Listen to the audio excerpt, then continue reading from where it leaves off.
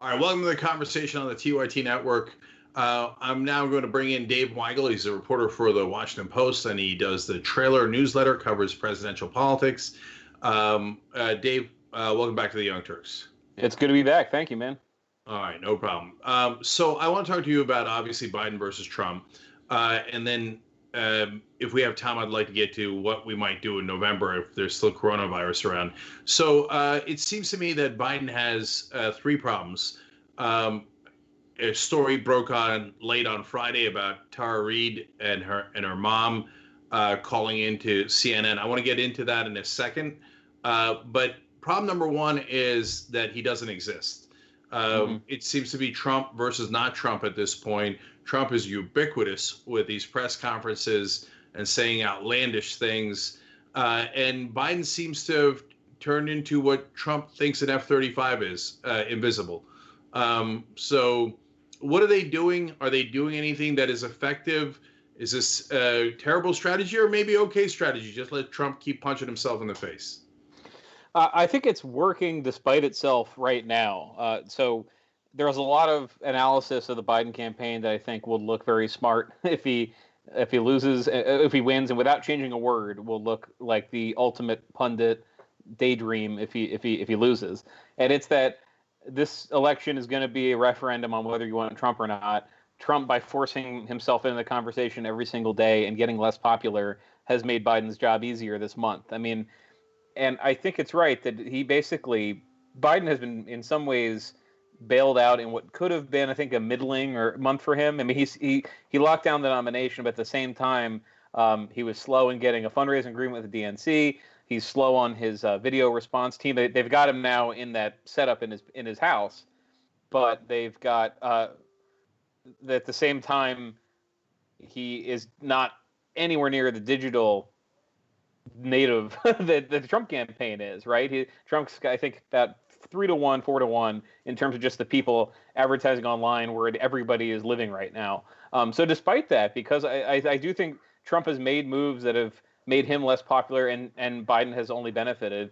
The voter I think you're going to see a lot of people get obsessed with this election, with people in my chair, are the voters who say, I don't like either candidate.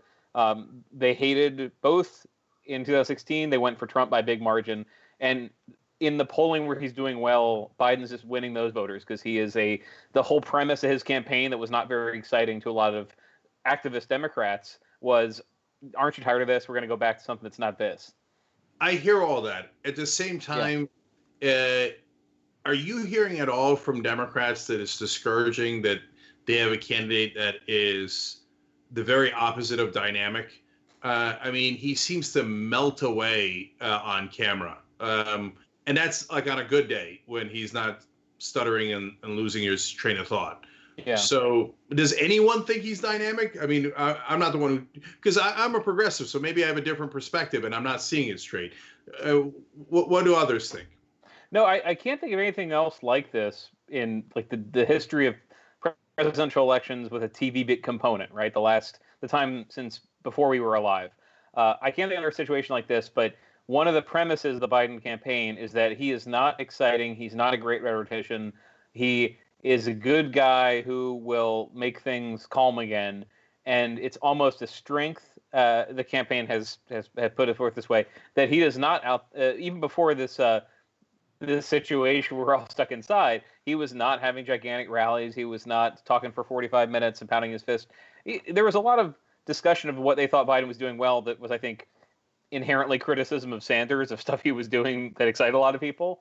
But look, it might not be wrong in terms of how the votes are counted. And this is somebody, you've seen this in the House and Senate races where people have noticed Democrats raising really good sums of money, running ahead of Republicans in most places.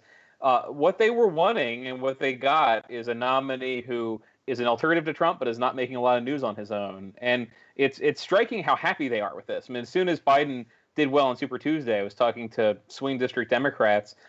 Some were not happy. Some of them were explicitly saying, we would have had a real problem if Bernie was on the ballot, but Biden's somebody people are comfortable with and we're fine. And they're doing their own thing. So they're not worried about him failing to rally and excite people. And to be honest, I can't sit here and tell you in a world where political rallies might not be possible for another month or longer, if that's going to help Biden in the end, I think at the moment it is. He's not demanding people come up to a big rally and having to draw 1,000 while Trump draws 10,000. It has clearly gotten under Trump's skin. This is the reason he was doing so many of these briefings, and that he might scale it back now.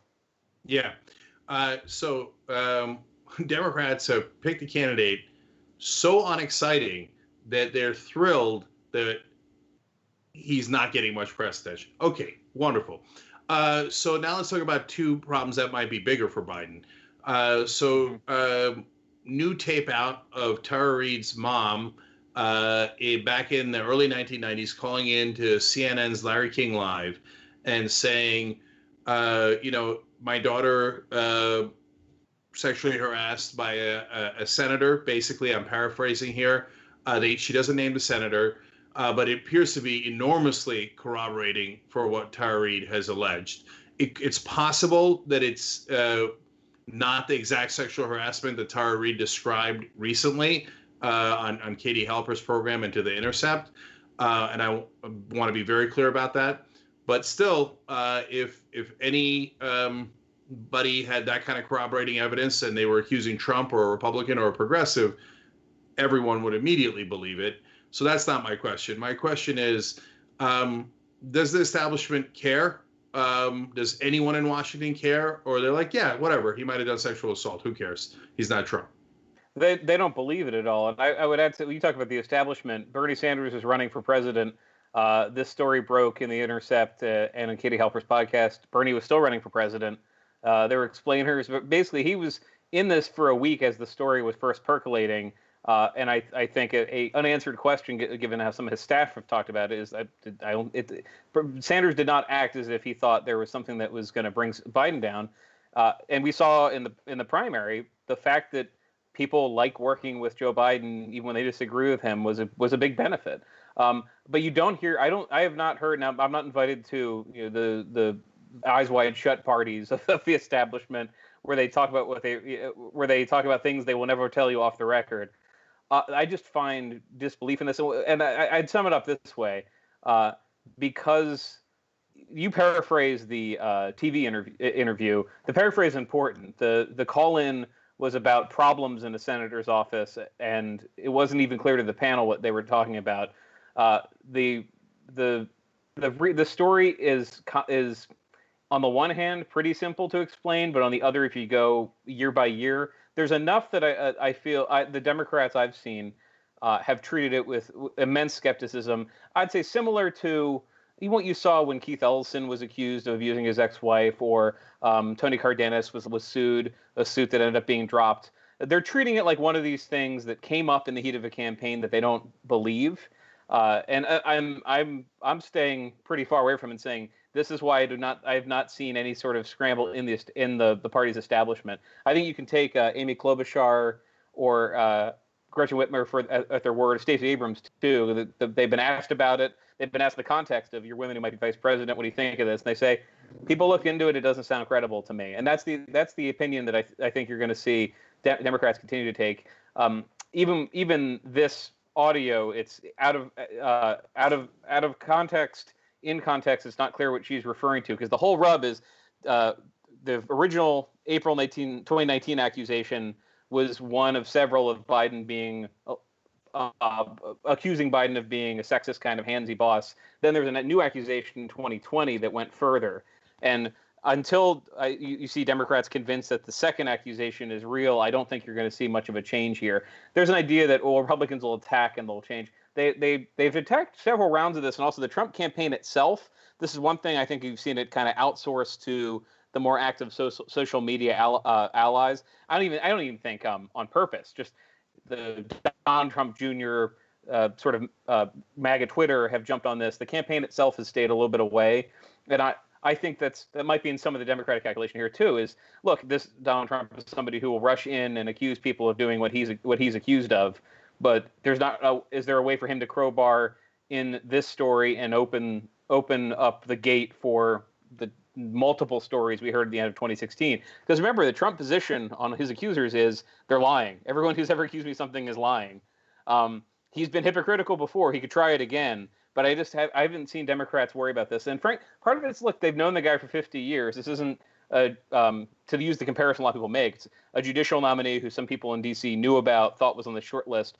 This is somebody who's been in public, run for vice president twice. I'd conclude with that what I've heard some Democrats say is like, look, he's been vetted for VP. The Secret Service followed him around for years. This accusation now, just they don't really put it together with their version of reality. All right, Dave Weigel from the Washington Post. Thank you for joining us. Next time we'll talk about whether we're going to have an election in November or not. Oh yeah. Okay. Well, there's stuff to cover if there is one. Yeah. That's right. All right. Thank you so much for joining us. Thank you very much.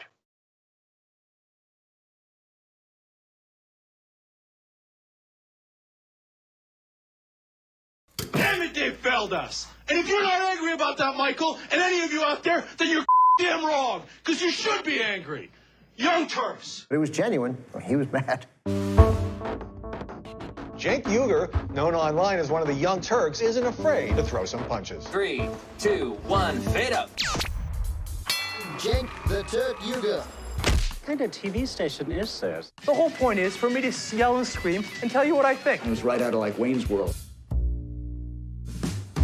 This guy on this little rinky-dink website is speaking truth to power. We've been averaging 600,000 views a day, beating most of the cable shows in America. We're the largest online news show in the world. We're celebrating our 1 billionth view. Television, we're coming. More politics ahead with Cenk Uygur. He knew that the MSNBC opportunity was an experiment. If Phil and host beat CNN and headline news combined, at some point, they want to give me a show.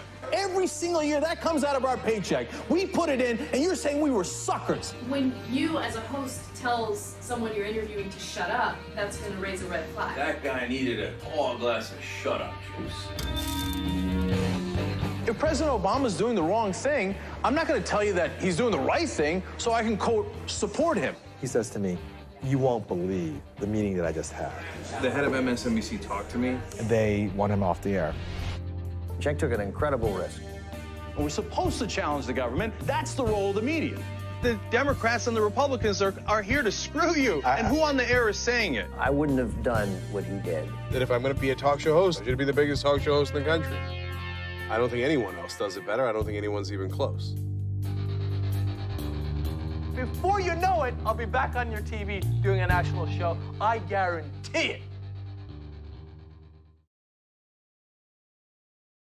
Cenk Uygur and Accusation with you guys, ready for a rock and roll show. We've never played instruments before, but we're going to try for the first time right now. My God, if Jesus came back, how much would the Republicans hate him? Jesus would come back and be like, no, I'm done with all the banks. And he said, now you have to give away all of your possessions to the poor. Steve King would be like, oh, Weezy, they're coming to get me. It's not about fighting amongst each other. It's about making sure we correct the political system so our government works for us and our representatives actually represent us. And unfortunately, not a lot of the rest of the media even understands that concept, but we do here. You can't be pro-life and pro the death penalty. They're afraid to do it because they're stuck in this, this lie. The Republicans are great with money and the economy, and then they don't spend all your money and take it from you. It's exactly what they do. Just say it. Okay, we're about to have some fun on the show. Strap on. That's not a thing. She's gonna fall one of these days. One of these days she's gonna fall. Okay. All right, we gotta do the story. This country is not run by the people for the people. It's run by corporations. It's run by weapons manufacturers. It's run by private military contractors. We've been telling you that people care about policy, and people on TV, they're like, no, everybody just cares about gloss and shine and whether you're rolling up your sleeves well. But what's more impressive is policy, and that you should make equal note of that, and you most certainly have not.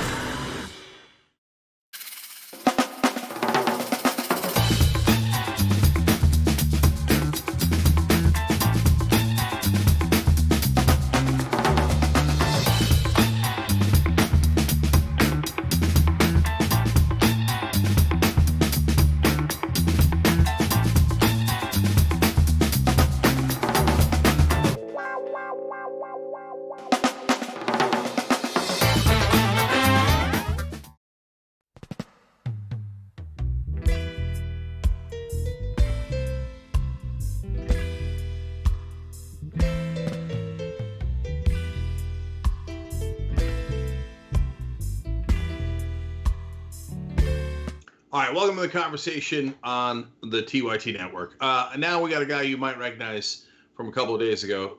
He is a comedian, Vic DiBitetto, guy out from New York. I grew up in Jersey. And Vic, your rant spoke to a lot of people, but definitely to me. I agree with it. And I have the same kind of rage. And so you sometimes refer to yourself as the working class zero and the donkey of comedy. So it's very self-effacing. But look, your rant about the stimulus checks went supernova viral, and everybody saw you yelling and screaming about it. So first off, I want to ask, when you do the videos, I know you do a lot of different kind of videos, and obviously you do comedy, but was that comedy, or was it an actual rant, or was it somewhere in between? That wasn't comedy. That was an actual rant because it resonated with me, being at what's going on right now in the world. And obviously it hit a nerve. It's up to 45 million views between Twitter, Facebook, YouTube, and Instagram. I mean, I'm fed up. That's why I call myself, since the beginning I started, the working class zero, because we've been getting it screwed up to you know what, and it's happening over and over and over again, and it's the definition of insanity. The government keeps doing the same thing over and over again, looking for a different result, but it's the same result. The system is broken. People are fed up. All my shows were canceled. All my live performances are canceled. I'm good for a month or two, but if this thing doesn't get solved, I got to resort to virtual comedy, which I don't want to do that. I need that live feedback. But, you know, necessity is the mother of invention. Maybe this is something good. I don't know. What's scary is the uncertainty of this whole pandemic, the future. Yeah. So, and I think the other reason that folks resonated with it was because you actually made a great policy point in the middle. A lot of the comments were like, hey, you know, for a guy who's screaming his head off, he made an excellent point. So the point that everybody's talking about is, you said, look, we got these $1,200 checks. People can't live on that. Everybody gets that. But you went on to say, hey, why don't you actually take the 3 months or whatever that we owe you rent or mortgage and put it at the end of the contract. Exactly. And I got to be honest with you, Vic, when I saw it, I was like, damn, that's a good point. Why didn't I think of that? So has anybody reached out to you afterwards and said, oh, no, you knucklehead, that can't work because of this? Or, oh, my God, that's a brilliant idea, and et cetera, et cetera. It was 99% people are for it. And what's scary is, why doesn't the government think about this? Why did it take this working slob to come up with this? I mean, you're giving $350 billion to the banks, then it trickles down. They give it to their friends, Ruth Chris and all these the CEOs who make $6 million. I've been saving up for a rainy day. Why couldn't they save up for a rainy day? They had 2 weeks. The last shutdown was, 10 years ago? So they had 10 years to save up. Where's all this money? That's our taxes that are going to these loans. It's disgusting. And it happens over and over again. When is it going to stop? I got neighbors living paycheck to paycheck. This is disgusting, man. And I don't want to get political. This is just one man's view of how he's feeling and what he's seeing. And obviously, a lot of people, I got people telling me I should run for president. I don't want to run for president. I got no time for that. My wife won't even let me go to a cigar lounge and have a cigar. I'm going to run for president. I got no patience for that. Just do the right thing. Give the money to the small businesses. PPP, you know what that stands for? They've been peeing on us all these years. That's all they do. They piss on the working man. I'm frustrated. So is most of this. 22 million people are unemployed. My wife goes on unemployment. The system is overwhelmed. You know who's overwhelmed? We're overwhelmed. Enough is enough. I think everything is political. And so them screwing us all these, not just years, but decades, well, that was a political decision, right? And so as much as politics annoys people, because that's what they do, they professionally screw us over, It is. Those are decisions. So when they make a decision on the legislation, are we going to give the money to the banks or are we going to give it to the average guy? That's politics. And so let me ask you something. You probably have people that come to your show that are both Republicans and Democrats. I get why you'd be reluctant to get into it. But look, Republicans are for big business. Everybody knows it. Everybody, right? So, but I'm curious, just on a personal level, do you think Democrats fight for you or no? Here's where I stand. I'm a proud father of a gay son, okay? Anybody ever hurt my son, I'd go to jail for him. I also own 2 legal firearms. So what does that tell you? Where do I stand? I should start my own party. You know, it's disgusting. I don't care who's in the White House. I don't care who's running for president. And this whole bipartisan nonsense, they're like children arguing in a playground. Look how long it took them to get together to approve this payment. It's disgusting. It really, the government is disgusting. George Carlin said it the best. It's one big club, and we're not in it. I hear you on all that, and I think your instincts are, unfortunately, exactly right. And if I pick a side, I lose half my audience. My audience is Democrat, Republican, conservative, liberals. I got young kids. I got grandparents. I got black people. I got white people. I got gay people coming up to me telling me, I did a video about accepting your gay child. I got gay kids telling me, you saved me from killing myself. I mean, I try to keep an even keel. I'm here to bring laughter to a world that's gone mad. Yeah, it's hilarious that you say you try to keep it even keel when you're best known for losing your mind on camera. Well, this is years of bottled up. Look, I'm being calm right now. The reason why I do it in my car, because I spit and I scream. If I did it in my house, my wife will kill me. The cat will have a seizure because I'm too loud. The car has great acoustics. Right now, if my wife wasn't sleeping, I'd be spitting all over this camera right now. Good for you. So, Vic, you used to be a bus driver in Staten Island. Bus driver, garbage truck, dump truck, cement truck. I drove my garbage truck to my route was in Midtown Manhattan. I drove my garbage truck to Dangerfields Comedy Club. I told the manager, if I pick up your garbage, will you give me stage time? Come on. You think Seinfeld ever had to do that? So, having grown up in New Jersey, man, I relate to you so much. And I love that, like, only guy growing up in New York or New Jersey says, if you do something to my son, I'm going to go to jail for what I'm going to do to you. Exactly. I love my son. It's nobody's business what his sexual preferences. That's goddamn right.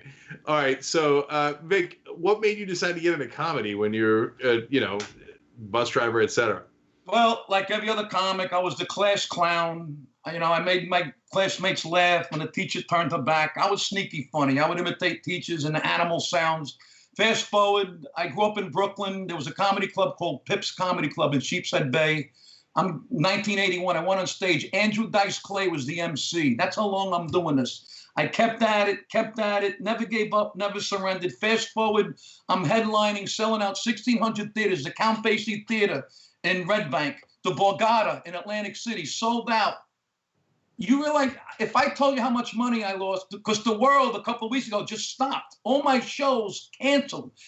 When and if this is ever over, who the hell is going to go sit in an audience now with all this, the pandemic and the coronavirus? I'm scared, man. Yeah. Like I said, thank God I married a woman who could manage finances. I don't even know how to post-date a check. I make the money. She handles it. But give me 2 months. I'm not going to hit the panic button yet. But, man, if the government would help us out, it wouldn't be that stressful. You had another viral hit back in 2013 when the nor'easter came. It's called Bread and Milk, and it's like 17 million people watched that. And you said, and I love this, 30 seconds of stupidity brought me more recognition than 30 years of stand-up. So has YouTube basically changed comedy in that sense, the trajectory of careers based on that? Yes, I'm lucky. See, I'm 59 years old. Here you have this 59-year-old chooch using a tool. And I'm sure you know what chooch means. Using a tool that only these millennials use. If it wasn't for the social media, I wouldn't have the following I have. Now with the message to the government, a lot of people are seeing it. They have no clue. They don't know my story. They don't know I've been in the trenches and making, doing stand-up 35 years. Oh, it's just this angry Italian guy spitting on his bed. That's what they get out of it, some of these morons. Oh, he's spitting on his dashboard. So is that what you got out of it? Didn't you understand the points I made in this? It's my dashboard. What are you worried about? I'll clean it up. There's no coronavirus. But without the social media, it's been a godsend. But then again, like everything good that man creates, they destroy. Now the social media, no matter what you type in, it turns into an argument. Humans, we're the virus. Humans, we're the virus. Oh, yeah, we talk about that too. All right, Vic, we got to have you on more shows, brother. Please, I'd love to. Thank you. Yeah. So, Vic, where can people check you out regularly these days? VicDiBitetto.net. That's my website. But in a couple of weeks, me and my manager are going to make an announcement. I'm going to do viral shows. Not viral, virtual show. I hope they're viral. Virtual shows on the Zoom app. I mean, that's all we could do now until this stuff clears up, till people feel comfortable sitting in a packed audience. Yeah. All right. Sounds good. Vic, thanks for joining us, brother. We appreciate it. Thank you for having me. I appreciate it. Thank you. Keep up the passion, man. We love it. Thank you, buddy. Appreciate it.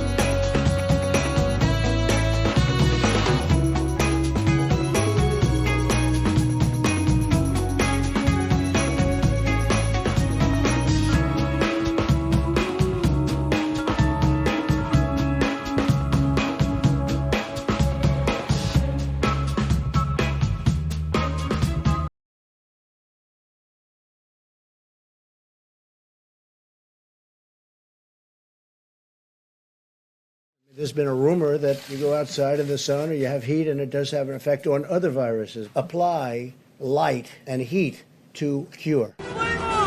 Fire! Fire!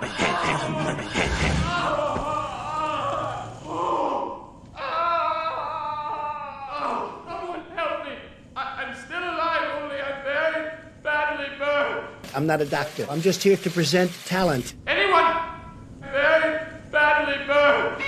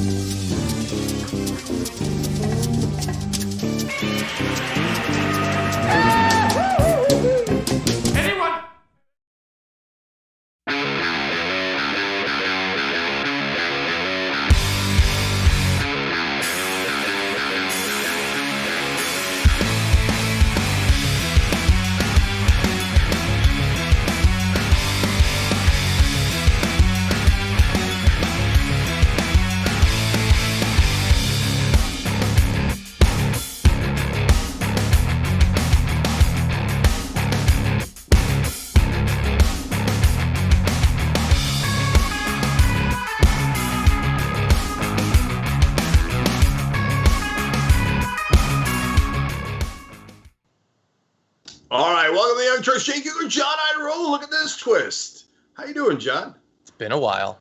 It has. Yeah. Since I guess I'm like an emotional lib, I'll say I kind of missed you, brother. I've missed you, and the whole thing that we all do, it feels like a year ago at least. I know. My run for Congress feels like it was 2 years ago. It was 6 weeks ago. Was it? It was 6 weeks ago. That's the most unbelievable thing you've ever heard, right? Yeah, I feel like this quarantine has stretched for most of my life. Isn't it crazy to think that like the whole Iran thing was this year? It was a couple months ago. Feels like forever ago. Oh yeah, we killed General Soleimani in 2009, right? Yeah. So crazy. It is. All right, it's Trump era, let alone coronavirus. Time both speeds up and slows down at the same time. So we're all learning more about quantum physics. All right. So John and I, of course, have a huge show ahead for you guys, and I'll do the usual here. One is checking on the thermometer, except we're not going to go to the thermometer. So we're doing the fundraising, and I was hit this morning with a lot of complicated math. Here's what I'm boiling it down to. It would be fantastic to get the last 20,000 before April is up, and April is up on Thursday. So I don't know that that's doable, but we're going to give it a try because every one of these dollars makes a big, big difference on keeping Young Turks sustainable and having us press on. So tyt.com/go. We can get 20,000 from now till basically the end of the week. That would be amazing. Thank you guys to everyone who's participating. I did a donor wall here. I think that video is already available to members only, and we'll put portions of it during the breaks because I love my new donor wall here in my so-called studio. All right, anyway. And then shirts, there's a good question as to whether there's a discount today or not, whether these shirts are going to run out. This one's the best-selling one. Let me show you what it is. It's very simple. It's just this. If you can read this, you're practicing social distancing. ShopTYT.com. Okay? I've got one as well, Jank. Foreign TYT. Oh, I got that too. Not bad. It's not bad. Yeah, me and the kids, actually just pro in this case, we spent some part of the weekend putting my shirts in priority orders. So that's a fun conversation. Maybe we'll have it in the post game, tyt.com/join, to get more personal stories as well as extra stories before anyone else does. And speaking of membership, last thing, old school tomorrow night, it's going to be me, Ben, and Vic, the mad ranter, the guy. What? Yes, Di Benedetto, that was yelling, screaming, spitting, and making a lot of sense in his rant out of New York in his car that a lot of you saw. He's going to be on old school. Sounds like you. I know, right? And that separates him from me. How? Anyways, all right, big show ahead for you guys. John, take it away. Okay, let's start off with what passes for fun these days. Donald Trump spent most of the weekend stewing in impotent rage, and while he had mean things to say to many of his most common targets, he seemed most angry at one of his closest allies, Fox News. And we think we might know one reason why. But before we tell you that, let's show you what he had to say about Fox. He tweeted, "Fox News just doesn't get what's happening. They are being fed Democrat talking points, and they play them without hesitation or research." He's a big one for research, Donald Trump. They forgot that fake news, CNN, and MSDNC wouldn't let Fox News participate even a little bit in the poor ratings Democrat debates. No respect for the people running Fox News. Fox keeps unplugging to try and become politically correct. The people, yeah, that's what they're doing. The people who are watching Fox News in record numbers, thank you, President Trump, are angry. They want an alternative now. So do I. So he managed to thank himself in there for how well Fox is doing, even though Fox is awful in all the ways that would lead Trump fans to not like them, but apparently they still like it. It's a little bit confused. But Jank, this is something that he commonly returns to. If he sees one thing he doesn't like on Fox, he starts threatening to bolt and take his cult with him. Yeah, so we're going to get to what might have triggered him here. And I always love all the projection that the right wing does. It never gets tired. Oh yeah, you liberals love to get triggered. You have a president who gets triggered at the drop of a hat at everything, right? There was one segment or in this case, one potential commercial on Fox News that he didn't like. Oh, I'm triggered. And they talk about, oh, he lives rent-free inside your head. Are you kidding me? He lives rent-free inside his own head. So everything bothers him. Fox commercials bother him. Every program bothers him. Everything on TV. If he doesn't get enough credit for ratings, it bothers him. No one has more emotional and mental baggage than Donald Trump. It's not just that tire he's carrying around his waist. It's also baggage up in his head. Okay, and so and look, half of it winds up being helpful to him in terms of these wild attacks against allies, because it scares the bejesus out of the allies, and conservatives love alpha males, but that means that most of them are cucks, right? And so they love being cucked, and so they will immediately bow their head to an authoritarian figure. So that's why it works so well for Trump half the time. But it has a limit, and once you've reached the limit, and I'm not saying we're at the limit now, certainly with Fox News, but then at that point, you lose your allies, and then after you hear et tu, Brute, 1,000 knives follow. And so once he gets to that point, if he ever goes down, and it's by his own guys like Fox News and Republicans, he won't have one knife in his back. He'll have 1,000, because he has incinerated not just his opponents, but oftentimes his allies. And I don't know if he knows this. Fox News is more important to making Trump than Trump is. The media is everything. So if Fox News was to actually turn on him, rather than light criticism 1 to 2% of the time, he'd be toast. Yeah. But I think the most likely outcome is he forgets that he's mad at Fox and they go back to loving each other, and that remains until he's out of politics.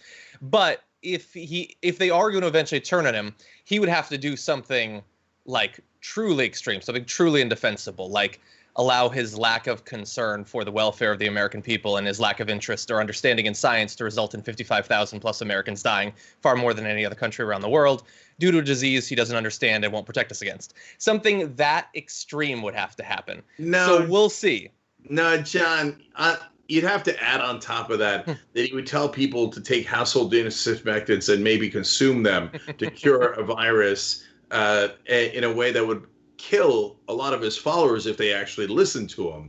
I mean, at that point, Fox News would have less people that are watching them because the president actually accidentally killed off a lot of their base. Then maybe they'd turn on him. But I mean, those outlandish scenarios obviously won't happen. Well, and in that case, he would mostly be finishing off the base, those who hadn't already been exposed to and contracted coronavirus because they regrettably decided to listen to the advice of Sean Hannity, Laura Ingraham, and Tucker Carlson when it came to social distancing. I assume that's the full metaphor. But anyway, we believe that, as you alluded to, that we have some understanding of why he might have been so triggered by something he watched Fox News. So take a look at this ad. This is a Republicans for the Rule of Law ad that he had an issue with.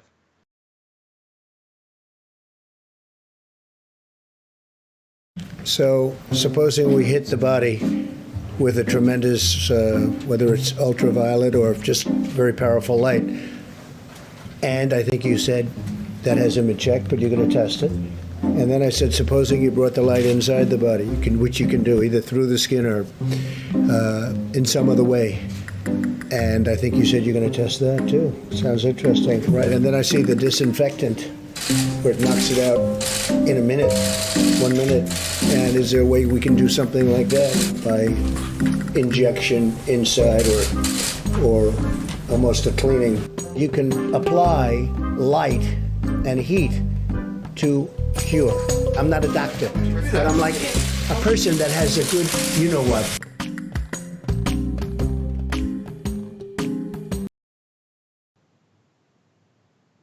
Damn. Yeah, but you know, all they did was quote him. That's all they did. And the damage is done because the damage is inside the building. It's Trump himself.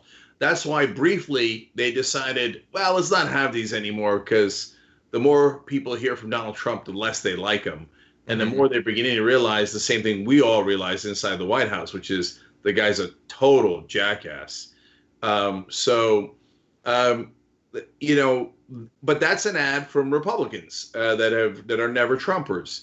And it's very effective and it's harsh, but all it does is tell you the number of people who died and what Donald Trump has said, thereby showing you what we always tell you about how ineffective Democrats are definitely true. Democrats can't make ads. They can't make attack ads. I mean, they could sick the mainstream media on progressives and destroy them, you know, through their friends in the media. But when it comes to Republicans, they couldn't make an ad if their life depended on it. So we need never Trump Republicans to get under Trump's skin. And boom, look at how easy it is to get under his skin. Yeah, just quote him and then show the very reasonable, understandable response of a person who has to listen to the insane ramblings that he subjects her to. And all of America was Dr. Birx there. Only in that moment. She's awful 99% of the time outside of that. But I totally got where she was coming from in that reaction. Yeah. Just to be clear, she's not awful 99% of the time. She's probably awful 35% of the time under Trump, which feels like 350%. Sure. But she does do good medical work while she's not covering up for Donald Trump and misstating things to appease his ego. Yes. Yes. So anyway, I hope the fight between Trump and Fox News gets more heated. I hope they part ways. I hope Fox News remembers the second word in their title, news. But the reality is none of that will happen. This is Trump just thrashing about wildly because that's what children do.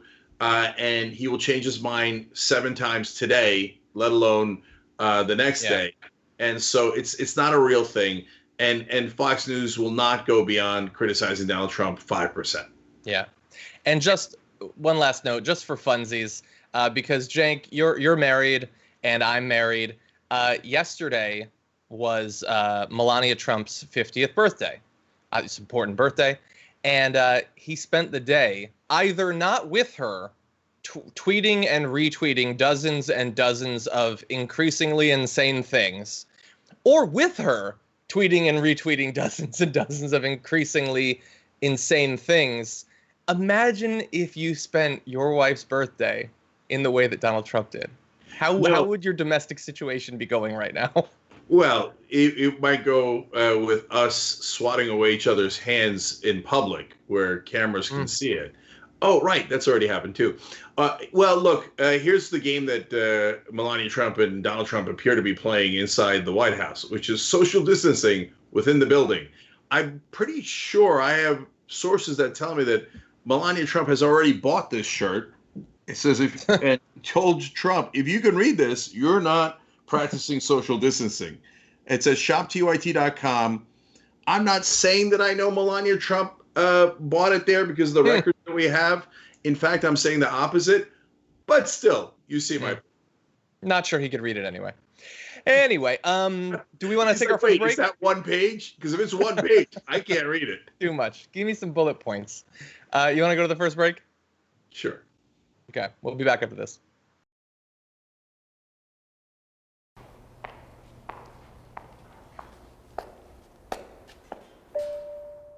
Can you name the representative of your district?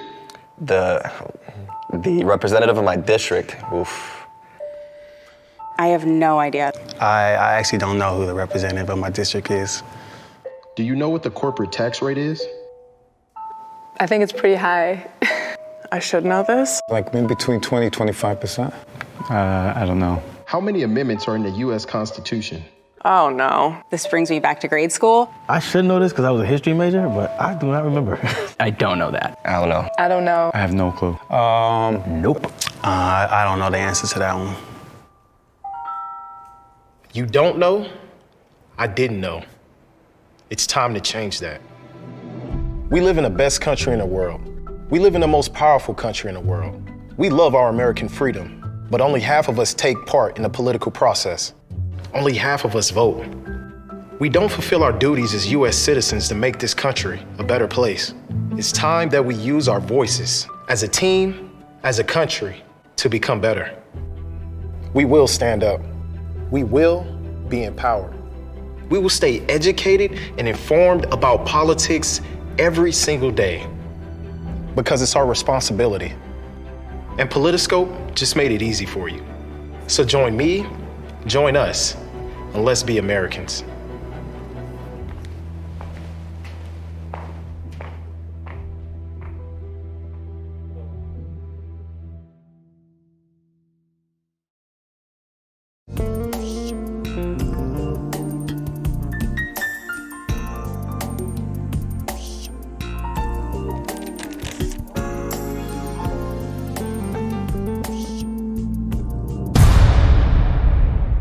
The TYT affiliate program's finally here. Now you think, finally, I didn't know about it, but I did. I've been waiting to do this for a long, long time.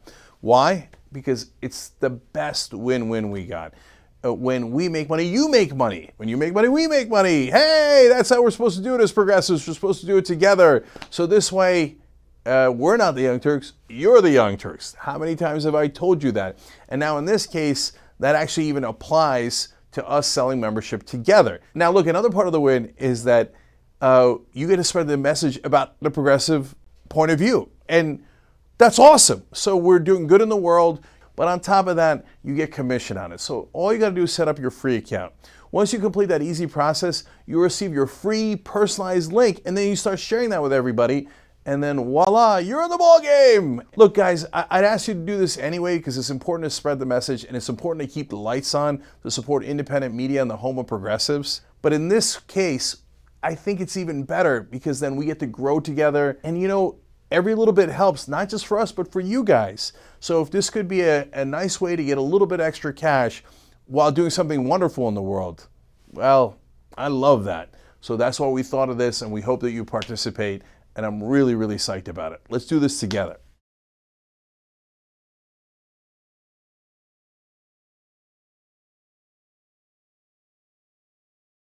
ShopTYT.com now has books. One of them is Ryan Grimm's book, We've Got People. That's a saying that AOC said, they've got money, we've got people. It's the best tracing of the AOC victory I have seen anywhere. It's the most accurate, and it's got great details. The book actually goes all the way back to Jesse Jackson and how he was the original Bernie Sanders. If you want to know how we're going to win going forward, those lessons are super important, and they're in Ryan's book. So check it out right now at ShopTYT.com.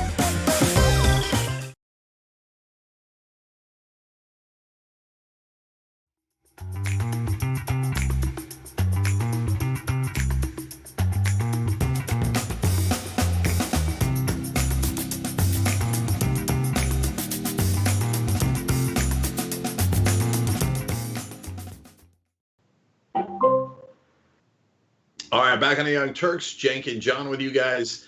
Let me read member comments as usual. Pixie Hacks writes in, super psyched that the first episode of True North is on YouTube now. Woo. Johnny Pie with the puppies plus a veritable art ghost town. Hell yeah. Are more episodes coming? Yes. So you will definitely be able to see them on all of our linear platforms, Roku, Pluto, Xumo, Comcast, Xfinity, YouTube TV, and the list goes on. You can definitely see them as members, tyt.com/join, and we're putting up more and more on different platforms. And in the Arctic, they were practicing social distancing before we knew what it was. You'll see some of that in True North. It's a great, great show of John up in the Arctic. All right. The whole team did a great job. Oh, the second episode is available as of today, and we'll be replaying live. Not live, but it'll be replaying every weekday for this week. All right, excellent. Rebel Fish wrote in. He wrote this actually a couple of days ago, but I loved it. I wanted to bring it back. He said, I just finished transferring the last of my money into Aspiration account, and I feel clean. Anyone with a heart needs to take their money out of the clutches of the big banks and put it where it will be used for good, not the greed. Greed, aspiration.com/TYT is an excellent way of doing that. And we plant 10 trees. I don't know that it's specifically in the Arctic, but it'll help the Arctic. If you sign up, we do that. And there's a program within Aspiration that you could use, round up your change to help plant more trees too. Michelle writes in, I haven't been able to donate in a while, but I just made a $27 donation. I want to do what I can. Thank you, Michelle. Appreciate it. That's tyt.com/go. You're the best. Carrie asked about the quarantine shirt. It is in the shop, Carrie. I don't have the exact link, but if you go there, it should definitely be under new shirts. Ethos, that's shoptyt.com. Ethos Data Informatics writes in on YouTube Super Chat. This is his words. The scumbags in New York DNC took Bernie Sanders off the ballot for 2020. Look, I think it's a dubious strategy of collecting delegates anyway. I think you're either in the race or not. Maybe we can talk about it more in the post game. But yes, they did do that. Brent Parker on Twitter says, Victor Bidato, I couldn't ask for a more appropriate guest in this moment on Old School, a super funny, justifiably angry average Joe. I need more of that energy in my life right now. Well, you're going to get it right after the main show tomorrow on Old School. So check that out. It's first part of it is freely available to everybody, so everybody can watch it. And you know the show is live, obviously, starting at 5:30 now because we got guests and interviews. Last one, Tim Joyce says, I hate to defend Trump, but injecting bleach and sticking flashlights up your butt is the most thought-out Republican healthcare plan I've heard in the last 10 years. So it's detailed. Yeah. All right, John, take it away. Okay, let's move on. It appears that new marching orders have gone out to the Republican Party, and it's pretty simple. The strategy will be attack China. And eventually, there might be some sort of subtle forms of it, but the early attempts have been a bit stumbling. Here is Tom Cotton giving it his best try.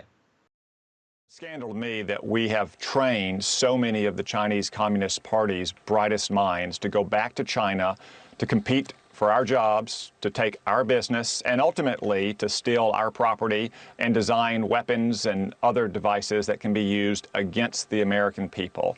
So I think we need to take a very hard look at the visas that we give to Chinese nationals to come to the United States to study, especially at the postgraduate level in advanced scientific and technological fields. You know, if Chinese students want to come here and study Shakespeare and the Federalist Papers, that's what they need to learn from America. They don't need to learn quantum computing and artificial intelligence from America. Okay, so we're going to have the details about the marching orders for just a second, but I just wanted to give us a chance to respond specifically to what Tom Cotton said. There was a lot that was stupid there, but I do want to give him credit for pointing out that if you want to learn about Shakespeare, where better to go than a country he wasn't born in, never lived in, and didn't die in, like America. The country didn't even exist back then. No. But chance of Tom Cotton knowing that. Well, let's put it this way. A Chinese student is more likely to know that than Tom Cotton. Okay, so look, we're about to tell you the avowedly racist strategy that the Republicans have adopted one more time, that Tom Cotton is the first to road test, along with a couple of other Republicans in the country. Specifically about Cotton's comments, this is the kind of ignorance that the right wing loves, and they see the polling apparently is working well for them on this. So they're like, oh, I got it. What if we bottle up the whole world and we bottle up information and we make it seem like, you know, the Chinese are particularly odious. And when they come to our universities to learn like anyone else, they're doing it in some nefarious plot to steal our information by attending college. Mm-hmm. No, you're just trying to rile people up against Chinese in general. And this whole reference to the Chinese Communist Party, which is what they're supposed to say, according to the talking points that they got, just super silly. How about the North Korean Communist Party, whose leader that Donald Trump fell in love with? How about that? So it's all fake. Every part of it is fake. Now let's explain some of the racism, too. Actually, a weird connection there is that the North Korean leader actually wrote most of the plays commonly attributed to Shakespeare. So there is a connection there. But anyway, here's basically what we know about the strategy. So it stresses three main lines of assault. That China caused the virus by covering it up, that Democrats are soft on China, and that Republicans will, quote, push for sanctions on China for its role in spreading this pandemic. And it says specifically, according to this memo, don't defend Trump other than the China travel ban, attack China. Which is, it's always interesting when you say explicitly, like, hey, our president, indefensible. Don't waste your time. Don't defend him, except on this one thing. Instead, just attack. And I've actually seen a bit more of it happening today, which we'll get to. But let's also briefly mention that while this appears to be sort of an organized strategy on the Republican side that has been rapidly disseminating, multiple different politicians doing this in one day, it's not like you can't find this on the other side too. I mean, Joe Biden had that ad that was sort of implying that Trump hadn't been sufficiently harsh on China. So this sort of xenophobia or trying to make a convenient target to sort of distract people, that's not just going to be Tom Cotton and Donald Trump.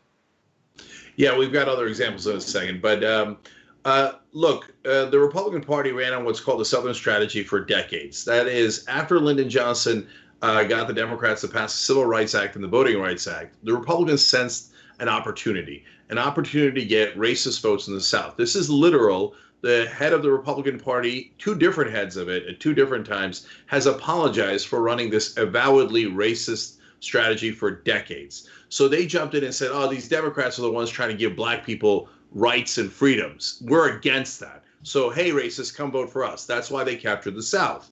Now, which used to be Dixiecrats, or used to be Democrats, now the Republicans took on the mantle of racism.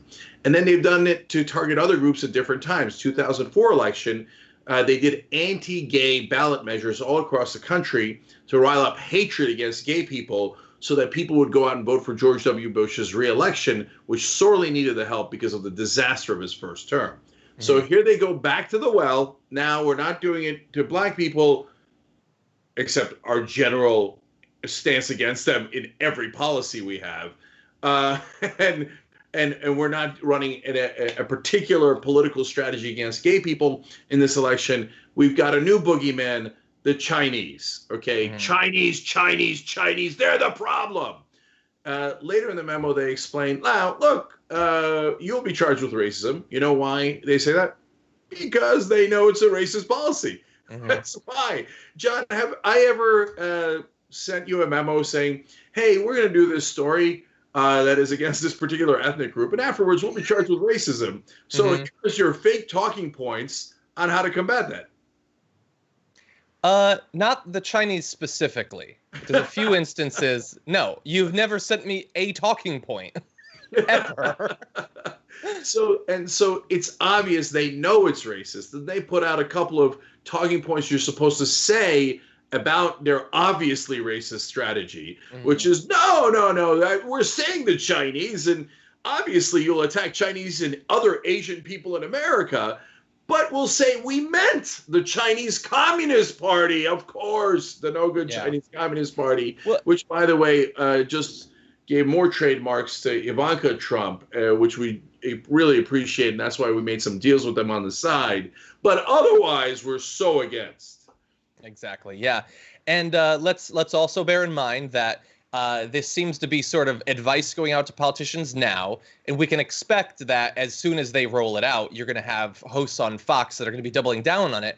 But you can never really say exactly who started it, if it's the chicken or the egg, because it's been weeks and weeks now of Sean Hannity and Tucker Carlson pushing, calling it the China flu and stuff like that, and saying explicitly that we're not making it enough about the Chinese. So they've been doing that for some time. And I don't have exact quotes, but I've been trying to follow along as we've been doing this. Trump is doing his press conference right now, and he apparently floated in some way some sort of sanctions or reparations that we want to get from China for their role in this. I don't have the details on this, but that would certainly be a new direction to go in. Okay, two things about that. Number one, they're like, okay, we're going to do sanctions on China. You've been doing sanctions all along. Mm-hmm. It's not because of the pandemic. It's because Trump believes in sanctions. And coronavirus wasn't around 3 years ago when you started the sanctions. So, but again, facts don't matter because they're Republicans. And if you don't know that by now, you're lying or you're pretending. You know that. You know the Republican Party is not attached to facts. Anyone who thinks otherwise is an absolute fool. Right. Yeah. And then in terms of saying, well, China caused don't get me wrong. Do I think the Chinese government, do I trust their numbers? No. Do I think that they hid a lot about the coronavirus? Absolutely. Is there a smart way to push back against that? Yes. Is it to run your political strategy to defeat Joe Biden and the Democrats? Wait a minute. That has nothing to do with our foreign policy with China. Exactly. Okay. Mm-hmm. And then in terms of that pushback against China, If it was really about that, you would change some policy, but you already have the sanctions. All you're doing is, this is a 57-page memo saying not our policy, our political strategy is to blame it on China. But if we're doing that, guys, we now have the most cases of coronavirus in the world by a lot. We have over 1 million cases. We crossed that today. And we have 56,000 that are dead already. Triple the second closest country. So the rest of the world can say, oh, under your logic, the whole world is sanctioning America because America is spreading coronavirus worse than any country on the planet. And that's a fact.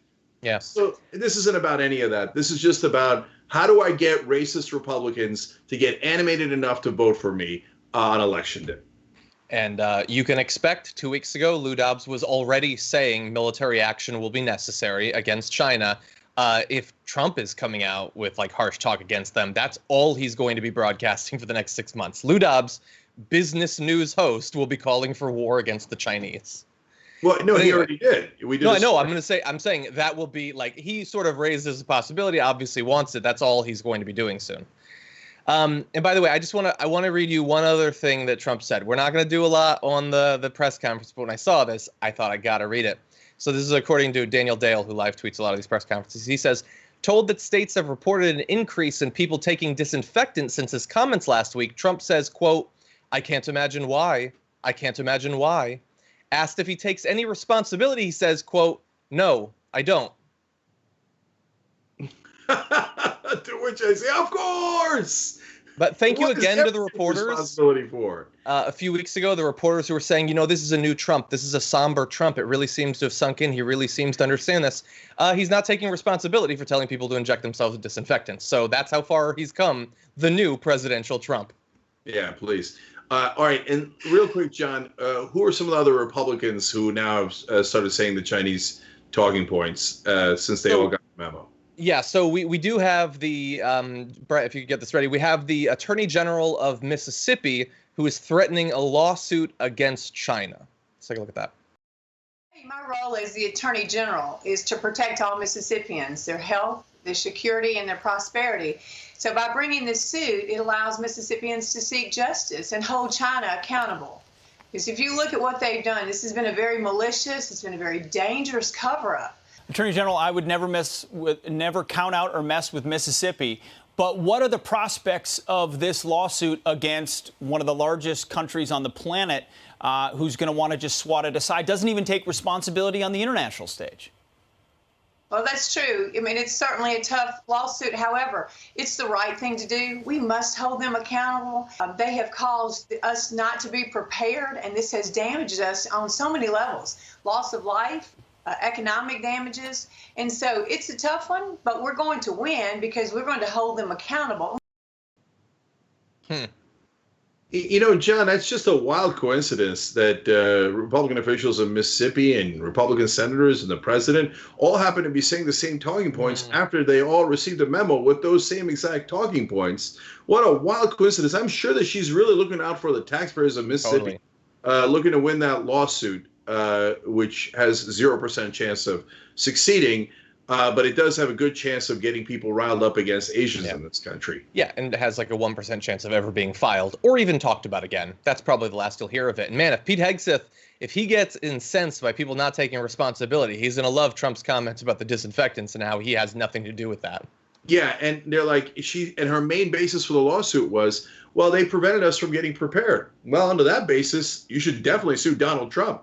He prevented us from being prepared literally more than any person on the planet. He was the commander-in-chief, refused to get more tests, masks, protective equipment, and ventilators, and waited for 2 months before taking any action.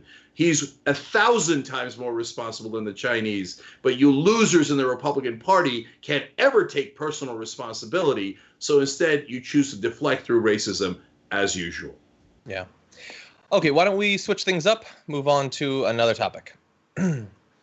So we've known for some time that people's stimulus checks were going to be delayed because not Donald Trump, he doesn't have anything to do with it, but somebody wanted to put his signature on it, delaying them from being sent out. Well, you might have known at the time that if you had direct deposit, obviously you're not going to have a physical check, and so you can't get a signature, right? No, wrong. He's got something for that too. Let's bring up this first graphic. You're going to see a letter that has been going out to tons of Americans. We had multiple people at TOIT posting this in our company Slack earlier today. So even if you didn't get the physical check, you did get a physical letter. And as you might have noticed at the bottom, that like screen grab from a Richter scale, that's Donald Trump's signature, which means that the guy that had nothing to do with it when reporters asked, he didn't have it. It wasn't his idea. He didn't want to delay it. He did find time to write wholly unnecessary but expensive letters to send out to literally millions or tens of millions of Americans. And he did find the taxpayer money to send that out with. So you and I just paid for that letter. That's really a campaign letter for Donald Trump. Yeah. Reminding people that he's president. We kind of knew that already. And I wonder if he's also going to be sending out a letter about his incompetence over the last 3 months and how he didn't order any tests or protective equipment. I wonder if that letter's coming next, because he was also president during that action, but perhaps not. And by the way, I hope he didn't use the post office for this, because I know he's very against the post office. Yeah. So I wouldn't want him sending it. I mean, the letters will never get here, right? According to Trump. We were going to help the post office, but we spent all the money on my letters. So look, so he wants credit for this. Obviously, he denied knowledge of it, but that was obviously BS. It was definitely his idea. He's been pushing it through in everywhere that he can, even if it means that the checks are delayed. And for many people, they have been very, very much delayed. People who desperately need that help have needed it for some time, and definitely with rent coming up in the next few days, will need it again. So now the response, which comes in at least two very different forms. So the first from the Democrats, we have Chuck Schumer, who he's got a piece of legislation to try to stop what we just showed you. So the No PR Act puts an end to the president's exploitation of taxpayer money, there's a quote from Senator Chuck Schumer, for promotional material that only benefits his reelection campaign. Delaying the release of stimulus checks so his signature could be added is a waste of time and money. Now, I know that many people greeted the announcement of this bill as a waste of time and money. If this is going to be your only response, I find that to be incredibly frustrating, because we've been advocating as hard as we can for far more effort to be put into actually helping out the people who are suffering most during this pandemic. If it's one and done, if they can quickly pass it, which they definitely can't, then it'd be perfectly fine to stop Trump from spreading his propaganda at our expense, I think. Yeah. So when you put a specific title on a bill like that, it is for marketing purposes. So if it's a title that just runs on and is not an acronym of any sort, that's a normal title. And I don't have any problem with people putting on specific titles for marketing purposes. Like Bernie Sanders, for example, with Ro Khanna, had an acronym that spelled out something like Stop Bezos Act to get higher wages for Amazon workers. And it totally worked. Nothing wrong with it. But you can't claim that it's the No PR Act when you're doing PR in the title. Yeah. It's not the No Irony Act, Cenk. So that's what Chuck Schumer's doing today. Others in the Democratic Party are worried a little bit less with the annoying propaganda being added to the stimulus checks, and more with the fact that those checks weren't enough by themselves, and it's been literally weeks since that legislation was passed, and there doesn't really seem to be anything following it up to help out the people who were justifiably in a horrible economic situation, because so many millions of Americans have lost their jobs during this issue. Well, now we've got another rent day coming up, and there's been no additional aid going out. Doesn't seem possible that it could by the time so many Americans have to pay their rent. And so they are advocating for a substantive response, substantive solutions to these people's problems. And we have several examples of that. The first is from Representative AOC, who tweeted, "I want everyone to know that the White House, Mnuchin, McConnell, and Congress know that there is a housing crisis looming due to inaction on rent and mortgage relief. If we don't act ASAP, millions could face foreclosure and eviction. Dems have plans to stop it. It's being blocked." Okay. I don't really believe Democratic leadership. I believe AOC and the progressives, and I think that they are. The reason she's making that public statement is not to put pressure on the Republicans. It's to put pressure on Democratic leadership, because it's one thing to have a plan. It's another thing to fight for it. I'll believe that when I see it. But we've got more from progressives. Exactly. And so, it's not just politicians that are trying to rally people to respond to the crushing economic burden that continuing to pay rent when you've lost all of your savings and you don't have a job. So we have an organization working in New York, at least 400 families who live in buildings, each containing over 1,500 rent units, are coordinating building-wide rent strikes, according to the campaign coordinator for Housing Justice for All, a New York-based coalition of tenants and housing activists. Additionally, over 5,000 people have committed through an online pledge to refuse to pay rent in May, as of this morning, at the very least. And so these people are organizing to say that they are not going to pay their rent. And you have some politicians who are trying to help them out. For instance, Representative Ilhan Omar, she unveiled her Rent and Mortgage Cancellation Act, a bill to institute a nationwide cancellation of rents and home mortgage payments through the duration of the coronavirus pandemic. I actually think the best plan was the one that a comic came up with, Vic DiBenedetto. So he's a comedian in New York. He did an angry rant. Do we have that, guys? No. Okay. It's okay. You can see Vic on Old School tomorrow. Okay. So make sure you're watching that. The first part of it will be right here on youtube.com/TYT. Main show now starts at 5:30 with interviews, and then 6 o'clock Eastern is the Young Turks. And on Tuesdays, right after the main show, you got Old School, and Vic's going to be on with us. He did an interview earlier today, and tomorrow it's All School. But no kidding around.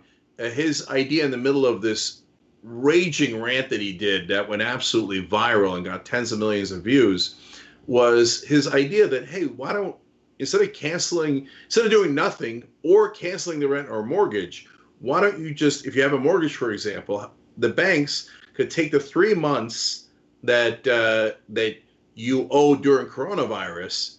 Right now, the current plan is in the 4th month, you have to pay all 4 months. But as Vic was pointing out angrily but correctly, people don't have that money. That's why they didn't pay the first 3 months. It's not like magically they're going to have 4 months of rent when it comes due.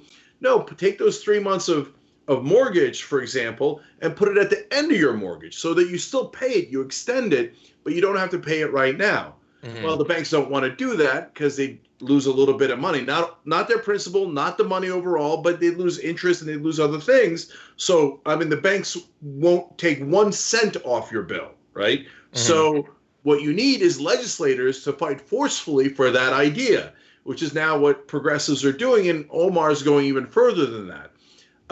But the real question is Democratic leadership going to stick up for the average American? Yeah. And John, they said, oh, yeah, we did a little bit of the $1,200 check. Democrats fought for that. But the lion's share of that, basically $6 trillion stimulus bill, went to giant corporations. Yeah. And then they did some for small business, which is great. And actual Americans come dead last. And they said that's going to be the 4th stimulus bill. They've done 3 so far. Now, you want to bet to see if the Democrats can fight and win against the Republicans on helping the average American? I've bet any money I have that they fail, and it's because they're not going to fight that hard. I got a bit of a preview earlier today. I saw a clip of Nancy Pelosi being asked about, some sort of ongoing UBI, and she seemed terrified to talk about it. Like she said, is that something that maybe we should consider? Well, yeah, a lot of people talking about it, maybe at some point, maybe something, I don't know exactly what form, but no, maybe at some point, something like that might be something that we should talk. Get her off the air. Put on AOC, put on Rashida Tlaib, put on Anna Presley, put on Ilhan Omar. All of them are far better advocates for both the values and the policies that should underlie and represent the Democratic response to coronavirus and the economic collapse that it has precipitated. And we don't have that. We have effectively people that are just bodies wasting time and space and giving Donald Trump and the Republicans all the time they need to formulate some sort of way to distract people from their own failings of the last few months. When a corporate Democrat says we'll begin to consider that means there's no way we're going to do it. We might come back to it 30 years from now, okay? So, John, the reason they don't put on AOC or Ilhan Omar, they wind up getting on air by themselves just fine, but they don't put them on air to represent the Democratic Party is because they do not. I know. They represent progressives, and we are diametrically opposed to the corporate leadership of the Democratic Party, who do not want UBI, who do not want any of those things that they're pretending to want.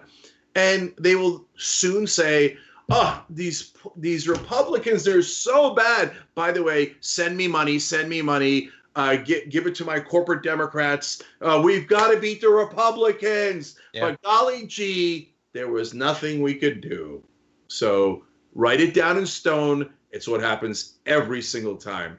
It's not an accident. That's part of the game that's played in Washington. Why don't we take our second break? All right, when we come back, more updates on the Tara Reade story. A couple of more folks corroborating that story, even more so than on Friday.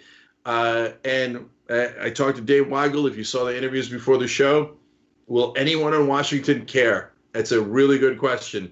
Let's give you all of that when we return. Are you a politician with a ridiculous point to make? Are you in need of a petulant, outdated way to make it? Then you'll need one of my signs. Hi, I'm Simon Simonson of Simonson Signs. We'll take the stupid, over-the-top, meaningless allegory you have and put it on foam core. So maybe someone will notice your grandstanding, because this is C-SPAN, and anything that's not people milling around in front of a running vote count is almost considered moderately entertaining. The bar is low, just like our prices. We've got plenty of designs. We also brought you Mike Lee's Tauntauns. They're tons of fun. What does this have to do with the Green New Deal? About as much as this other visual aid he used of Reagan on a T-Rex. Or is that a Velociraptor? Who cares? Who the cares? No one gives a... Call us now at Simon Simonson Signs. We'll make your stupid point stupidly for money today. Viewers had asked for an interview with the TYT Lizard. Mr. Lizard. Oh, you changed colors today. Nice. I don't even know how you feel about us. Do you even like us? Well, you guys made me this awesome house, so I'm kind of in your debt. I was found outside on the street, and you gave me a home. Granted, it was a really crappy home for a while, but then through the power of fundraising, I became a person who has a multi-level Trump-style mansion.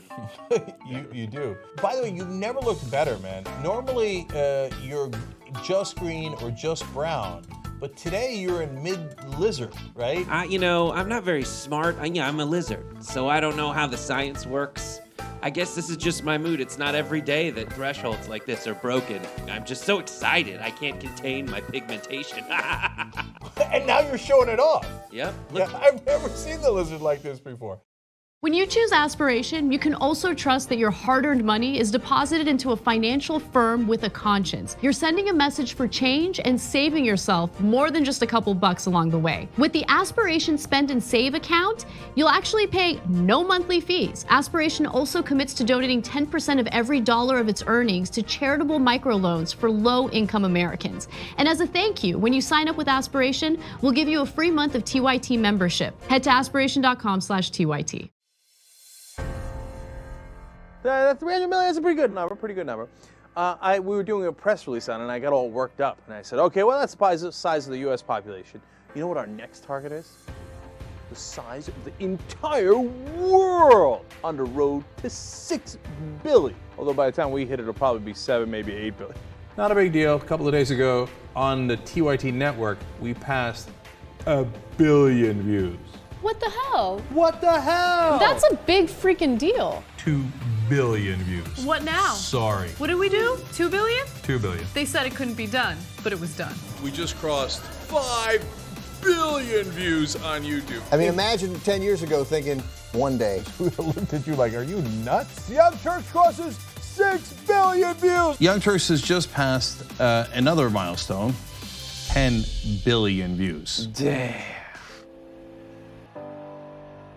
When you sign up for NordVPN, you'll take control of your internet experience while helping support us here at TYT. NordVPN allows up to 6 connections at once and no data limits, so you can get all the content you want on any device. For a limited time, go to nordvpn.com/TYT or use the coupon TYT to get a 3-year plan for 70% off plus 1 extra month free.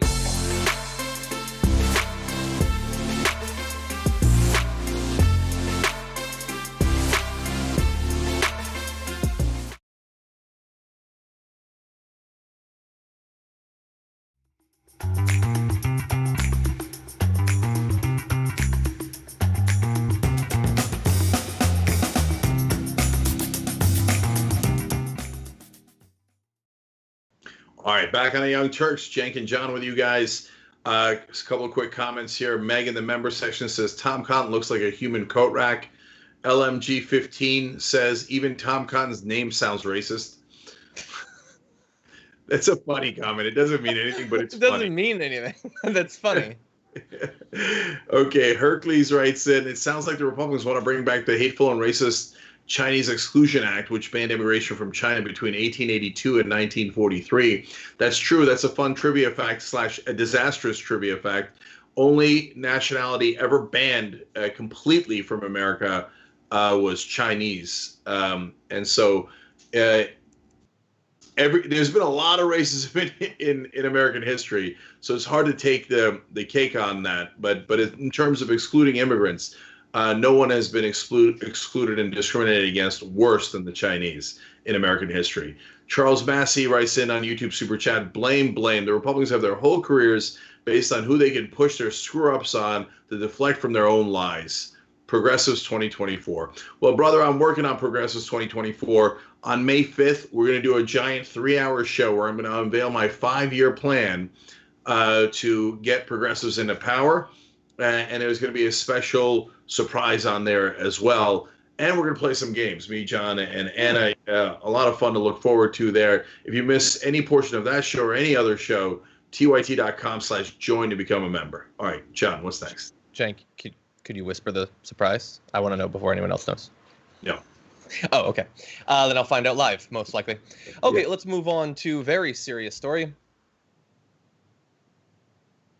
More individuals are coming forward to corroborate the allegations that Tara Reade has made against Joe Biden. Let's run through a few that have come out just in the past couple of days. Reade's former neighbor, Linda Lacasse, a Biden supporter, tells Business Insider that Reade told her about the alleged assault in detail back in 1995 or 1996. Quote, this happened, and I know it did because I remember talking about it. She was crying, Lacasse said. Quote, she was upset, and the more she talked about it, the more she started crying. I remember saying that she needed to file a police report. The other source, Lorraine Sanchez, who worked with Reade in the office of a California state senator in the mid-1990s, told Insider that she recalls Reade complaining at the time that her former boss in Washington, D.C. had sexually harassed her and that she had been fired after raising concerns. And so, look, we know the details of what's being alleged, but now, seemingly every few days, more details are coming out, including individuals who are willing to go on the record with their name to say that they were told aspects or details of this story back at the time that Tara Reade is saying it happened. All right, so let's go over some of the facts here, and then let's talk about the politics of it as well. So the original accusation was actually, when you say original, Tara Reade first said that Joe Biden had inappropriately touched her, as he had with many other women, the touch in the back, the hair, etc. But the latest allegation was a much more serious sexual assault where he reached underneath her skirt, and I don't want to get into the details of it every single time, but you probably heard it already. And at the time, she said her mom, her brother, and another friend, and the brother and the friend confirmed she did say it at the time.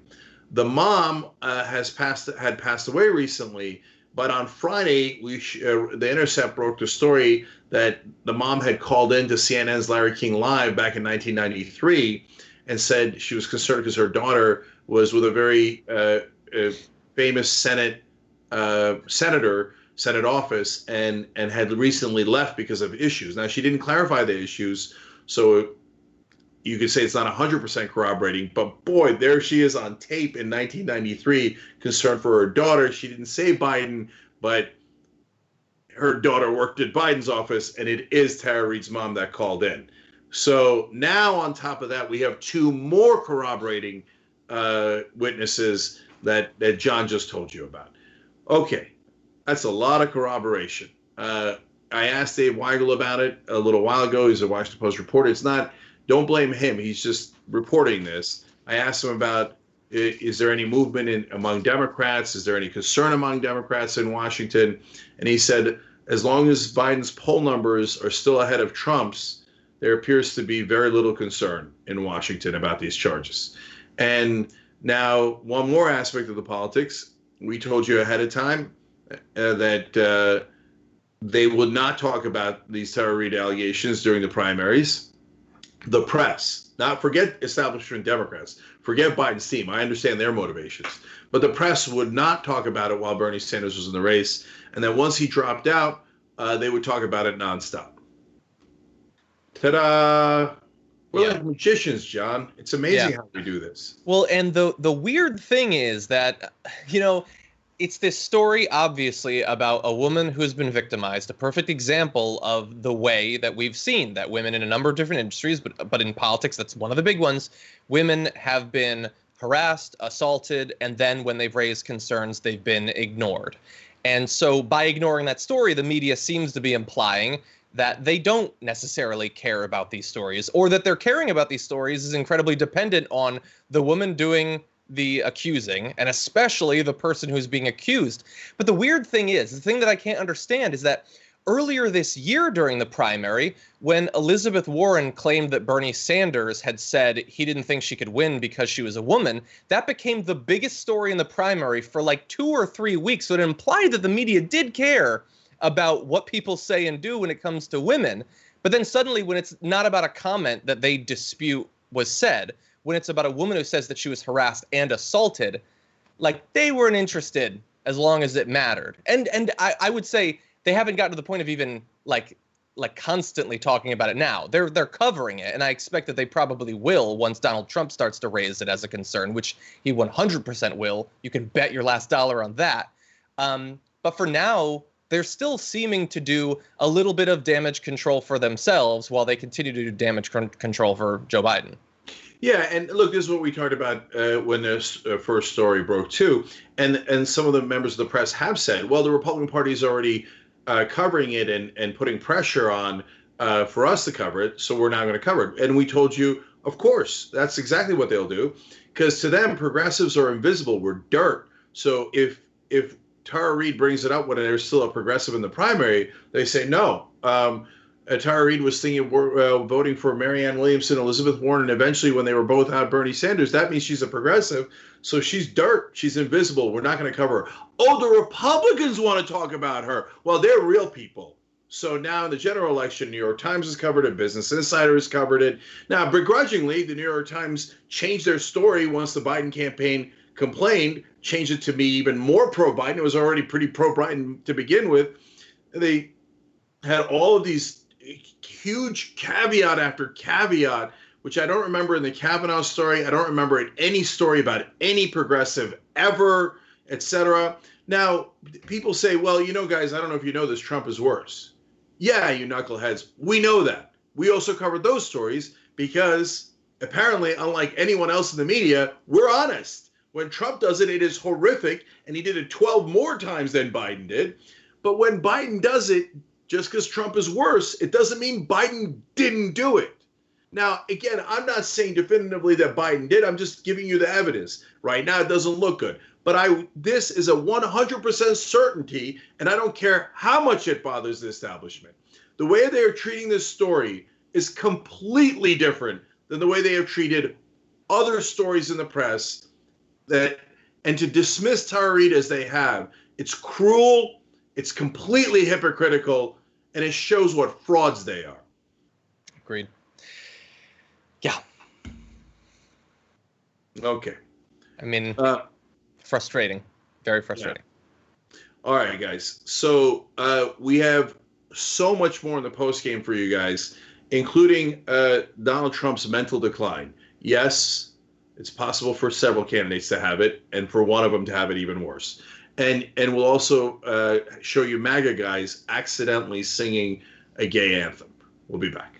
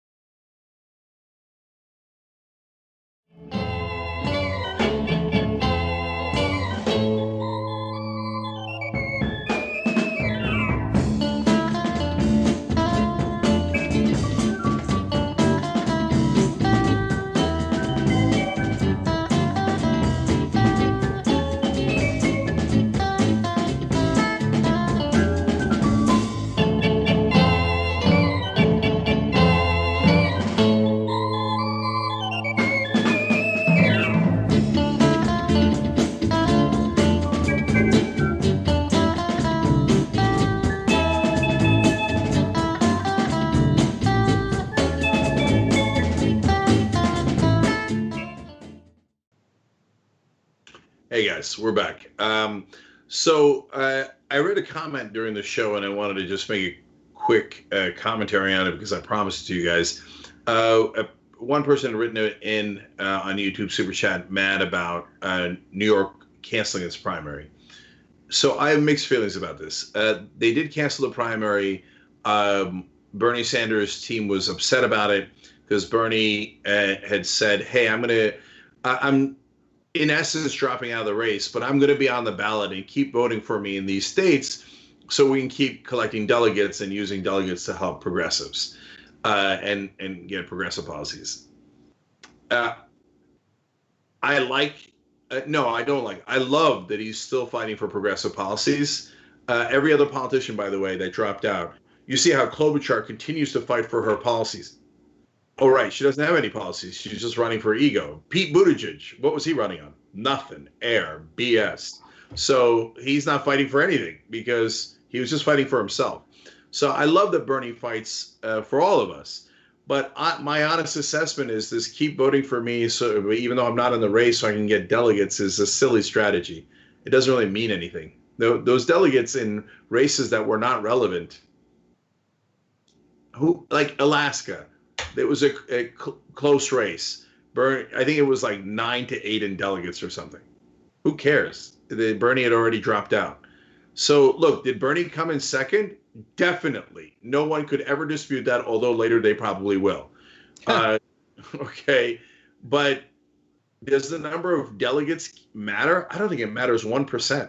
So maybe I'm wrong about it, but I don't think so. Well, but at the same time, New York shouldn't have canceled the primary. They should have done it by mail. They should have prepared ahead of time, et cetera, et cetera. But at the end of the day, this is not the hill to die on. Yeah, I'm inclined to say, like, from my point of view, I don't necessarily understand why the delegates would matter so much, but Bernie seems to think that they matter. And the New York authorities that shut down the primary, they seem to indicate that they think it matters. If they're willing to go to this move, knowing that they're going to be criticized and attacked, if they're still willing to do it, implies that it's worth something to them to shut it down. And, like now, if you want to really stretch, you could say, look, if Biden's going to get replaced, there's a guy in New York who would rather replace him than the guy who came in second, right? Mm-hmm. So if Cuomo wanted to make the argument that he should be the one replacing Biden, he wouldn't want Bernie to keep collecting delegates. Yeah. On the other hand, like I said, who cares? Everyone on actual planet Earth knows Bernie came in second. There's no dispute of that. By the way, we also believe very, very strongly that if they're going to replace Biden, they would never do it with Bernie. And it doesn't matter if he came within 0.001% of beating Biden. They would go with some corporate hack. And so they'll rob Bernie. That's not a question. It doesn't matter how many delegates he has. I mean, that's definitely what they would want to do. I think that the people that still hold out hope that something could happen, they want to have the best shot possible. And the more delegates he has, whether that would be allowed to matter or not, it seems like it should. And certainly for the many people who have, they've supported Bernie Sanders for a long time. They might have been, volunteers in his campaign. They might have donated money. They've invested so much of themselves in the campaign. Whether it seems like a formality to New York to continue it or not, to those individuals being able to vote for Bernie Sanders in the primary, whether he becomes the nominee or not, that really does matter to them. And for that reason, it's horrendous of these New York authorities to cancel it, but also for the reason that Bernie Sanders pointed out today in his statement in response to this, saying that, everybody's been saying, including Joe Biden, that they have this fear that Trump might postpone or cancel the election because of the pandemic. Which is a legitimate fear. And now New York has provided a bit of a precedent for it, that some of the states a blue state has canceled their election. So doesn't that make it a little bit easier for Donald Trump to say, well, look, I'm only doing what the blue states did? Yeah. And look, there's one other thing that should be mentioned. Bernie Sanders voters are generally more animated and more excited and energetic. So it is possible that in these primaries after Bernie Sanders is conceded, that Bernie Sanders would win some of them. Yeah, that would be something. And the very, very last thing that New York, the second largest state, wants is Bernie Sanders to win that primary. And all of a sudden, he won California and New York, the two largest states. And now we're having a different conversation.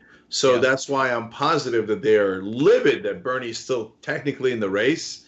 And they're just like, all right, then why don't we just not have a race? Let's just cancel it. But look, Cuomo's been pretty solid in communicating and in taking action once he finally took action in New York. We've given him plenty of credit for that. But he's corporate Democrat through and through. When it comes to policies and tactics outside of coronavirus, it doesn't get any more corporate and corrupt than Andrew Cuomo. So he's exactly the kind of guy who would cancel an election and then later try to blame Trump for canceling an election. And usual Democratic move to punch yourself in the face preemptively. This is just like Harry Reid killing the filibuster like days before the Democrats became the minority party. Oh, God. Jesus. Okay, you want to move on to another story? Yeah. Okay, let's turn now to this.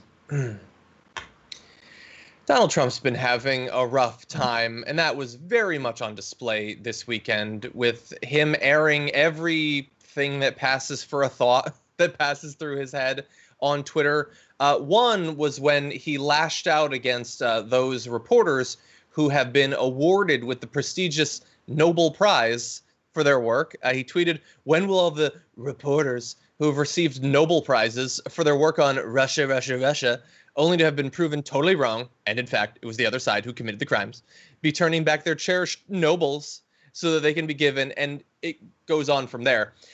Really fast, this is his thing now. He just says Russia, Russia, Russia, or it's virus, virus, virus, or it's Ukraine, Ukraine, Ukraine.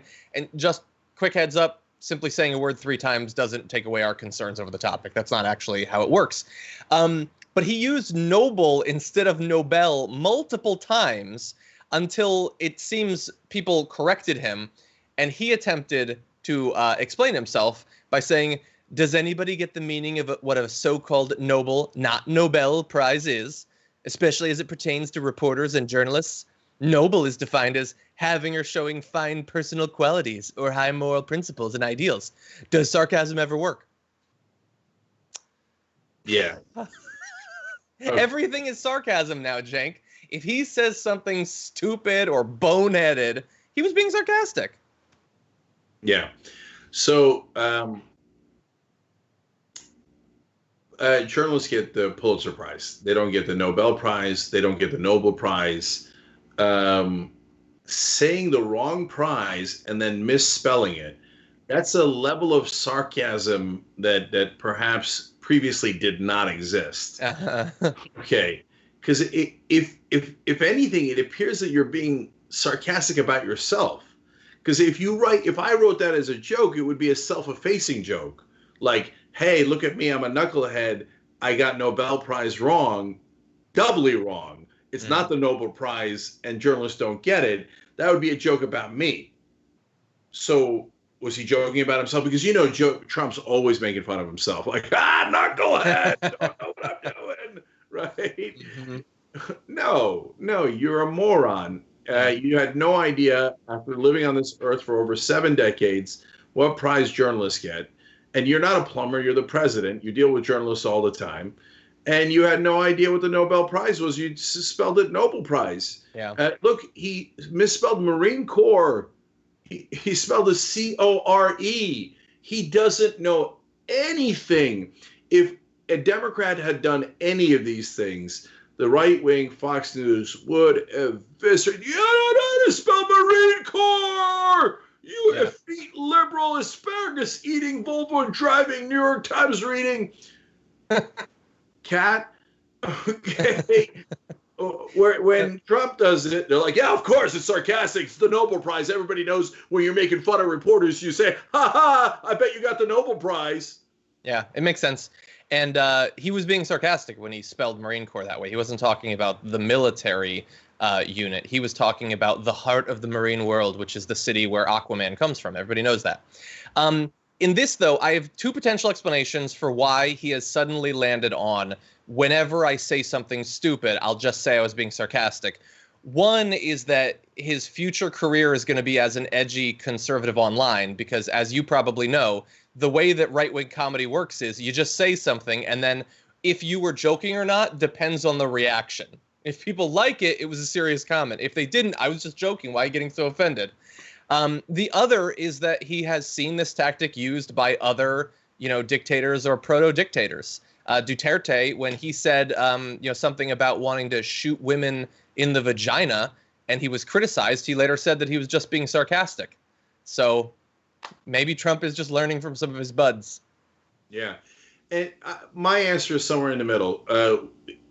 Online, all of his MAGA defenders, when they run out of excuses, will say things like, he's just doing it to own the libs. He's saying something stupid to own us. That seems counterintuitive. Okay. And then they'll say he's living rent-free inside your head. And the presumption there is that he's doing it on purpose to agitate you. Also, a curious strategy, I'll say something stupid to agitate you, and hence I'll win. If you say so, brothers and sisters.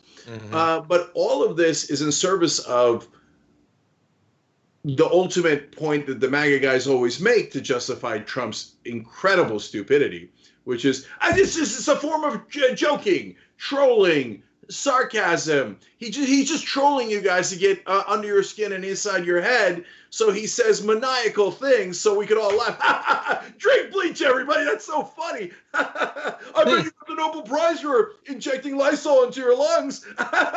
We're so funny. We owned you guys. By the way, okay, the last act of the MAGA guy was saying, I own you, as he's passing out from Lysol consumption. Oh, my God. Okay, well, actually, considering what you just said, why don't we transition to our next topic, because we've got more interesting activities from MAGA heads. How about that? Yeah. Okay. Want to show you a video that was apparently taken at one of the lockdown protests in Wisconsin. It's gone viral, and I think that as soon as you see it, you're going to understand why.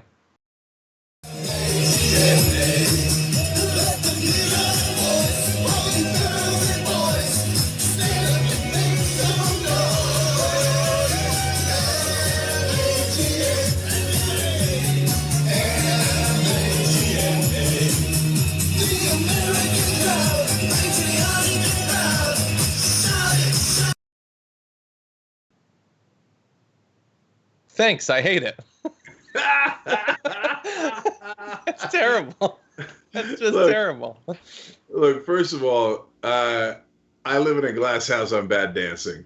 So, it's not about the dancing. Who cares? Nobody cares. Have at it, Hoss. Do you, man. You know what? We didn't build this country so you couldn't have freedom, okay? It's your right as a good, God-fearing American to dance as awkwardly as you want. So to me, that's not the issue. To me, what I think makes it way funnier is, do you think any of those guys know who the Village People were and what happens at the YMCA? Maybe they do. Maybe, against all odds, these are the most tolerant MAGA heads in the country. Maybe. Yeah. They got together and they're like, guys, this coronavirus, it's time to break all the rules, man. Should we sing a gay anthem for Trump? Yeah, let's do it. Let's do it. Let's go out there. YMCA. I'll see you at the YMCA. It's raining bleach. Hallelujah. It's raining bleach. I don't know. I don't know what they're going to sing next. Next thing you know, they're going to pull Bruno and confuse Ron Paul for RuPaul. And be huge RuPaul advocates. Jeez. Anything is possible. Hey, look, if MAGA is becoming more tolerant, I'm all for it. I'm here for it. So the more they sing YMCA, etc., the better. God bless. Yeah. One question for you. I've started to wonder if these awkward dances can survive in a time where people have video cameras on them at all times. It doesn't seem to be stopping people yet, but we've talked in recent months about a few, you know, the Pete Buttigieg dance of the organizer teaching Buttigieg heads how to do the dance. That was a little bit awkward. How would you rate the two? Which one do you think was more cringeworthy? Yeah, no, look, I didn't even think that like the Buttigieg story was a story. I didn't cover it. Like, people want to awkwardly dance. Have at it, Hoss. So this one is worse. One, yes, I guess they were more awkward than even the Buttigieg dance. But I might be able to break that record if you saw me dancing.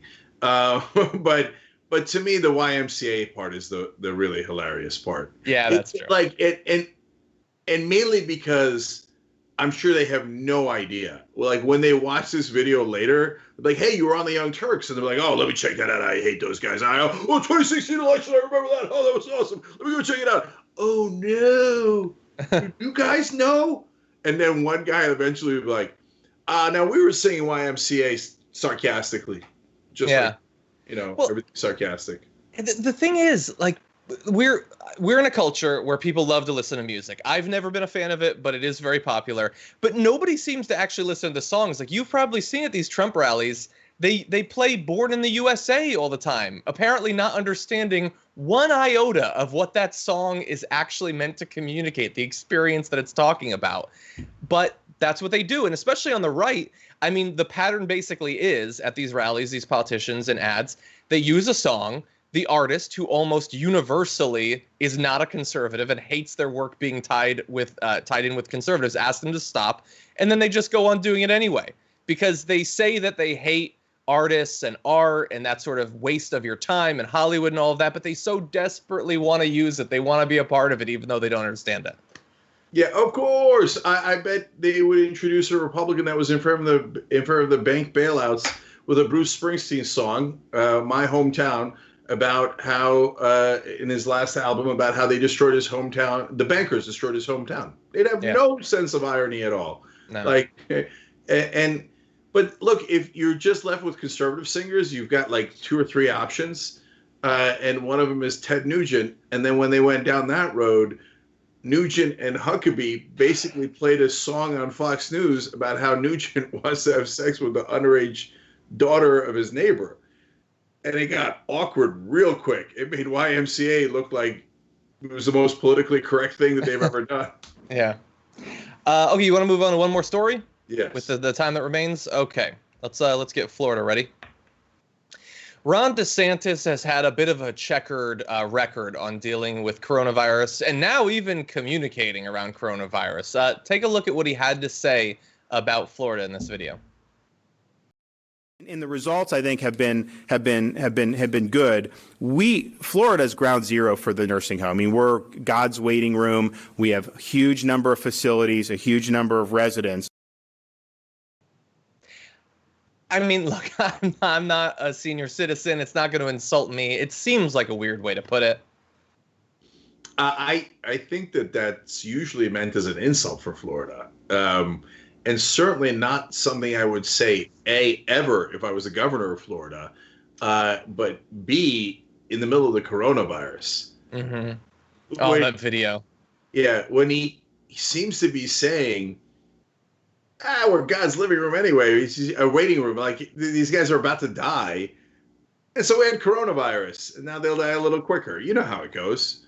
Yeah, that's my state, the state that I run, where we're just waiting around for people to die and God to take them. Yeah, Not the best marketing in the world. I don't think that Ron DeSantis gets enough credit for how awful of a person he actually is. And I'm not saying that this is an example of that, but everything since the pandemic has started has been just horrible. He waited as long as he possibly could to shut things down. He seemed to delight in the fact that spring break continued, even though we know that it spread coronavirus inside of his state and helped send it back to a number of other states. I mean, how many cities have more coronavirus because college students went there to beaches that were open, bars and restaurants that were open, and then transferred it back to where they came from? He's been so quick to reopen things since then. And look, I don't live in Florida, but my mother lives in Florida.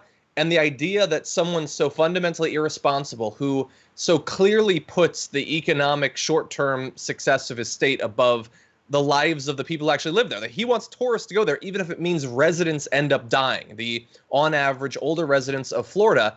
Like, I am so furious that people like him were able to squeak past in their last elections and be in a position to endanger people's lives the way that they have. Well, John, he closed up too late, but he also opened up too early. And we showed you the videos and the pictures of the full beaches again. So luckily that didn't lead to a bounce back in coronavirus in Florida, did it? Yeah, well, we're seeing that apparently there were 2,000 new cases over the weekend for a total of 31,500 cases and nearly 5,000 hospitalizations.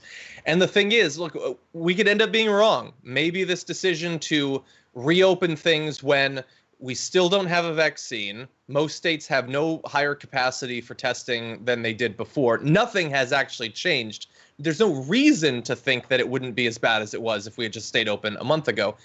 I don't know, but we're going to see in a couple of weeks if Georgia and these other states, including Florida, if they see a rise in number of cases, hospitalizations, and deaths, it will be able to be tracked almost specifically to the decisions of these governors to reopen.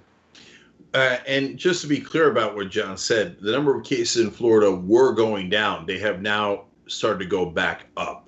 Yeah. So I hope they didn't open too early, but the first initial signs are not good. Meanwhile, the governor of Georgia is saying not only the beaches, but massage parlors, tattoo parlors, etc.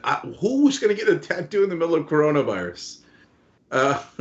And why do people need massages that bad? I don't want to speculate, Cenk. I don't want to speculate. But I will say that it is an interesting decision on the part of the Republicans that going into a general election, I mean, it seemed like they had Florida on lock. So activate challenge mode, see if you can get a couple thousand more people killed there. That'll make the general election more exciting. That seems to be the way that they're proceeding. Yeah. Look, guys, on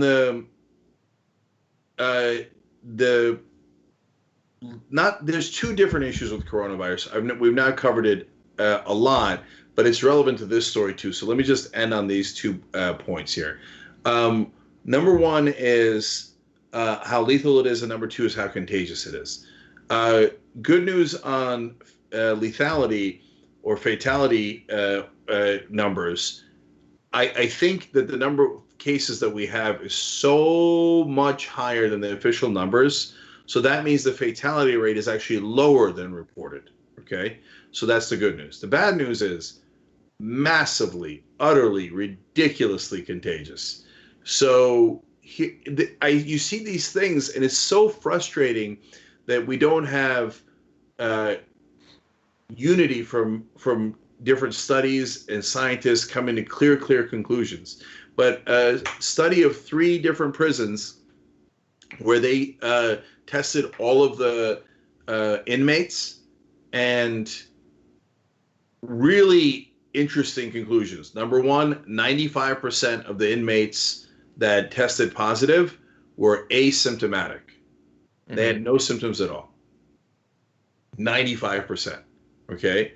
In one of the jails. In another jail was 66%. And another jail was, I think, around 80 or 90%. So you just give you a rough sense. But to me, the even more amazing fact is that when they tested the jails, it turns out, on average, about 90% of the people in the jail, in each of the jails, had coronavirus. So devastating. If that's true, that means once it goes in the air, good night, Irene. Everybody's got it. Okay. And so in enclosed spaces, everybody gets it. That the reason I brought it up in this context is that flippant comment about the nursing homes is crazy to say. It tears through nursing homes. Yeah. So I mean, if any of you got loved ones in nursing homes, like, turn off now. Like, I don't want to depress you too much, and I feel bad saying it, but man, once it starts in a nursing home, dominoes. Such an enormous percentage get it, and that is where the fatality rate is much higher. So 36 in one nursing home, 37 in another, 35 in another, etc. It goes on and on. And for Florida, that's going to be devastating. And you have a jackass governor who's apparently never put on a mask before, however many months into a coronavirus pandemic, and now going around, I don't know if he was kidding what he was, saying it got, Florida's God's waiting room, meaning, these folks are going to die anyway. So, yeah, with you as governor, unfortunately, much quicker and to a greater degree. Look, I'll end on a hopeful note.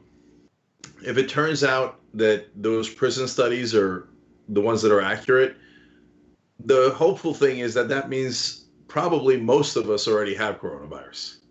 And so understand what I mean by that. Because a lot of people who have coronavirus get no symptoms at all. It's not that they're going to get it later. They just don't get it, right? They have coronavirus, but they don't get sick.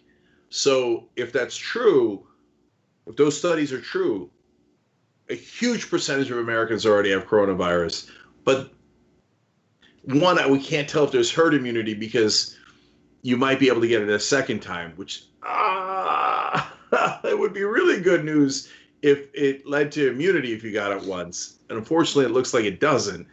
So herd immunity is a little bit in question, but apparently also does not affect a lot of us. So we'll see. We'll see if those studies hold. Yeah. Yeah. All right.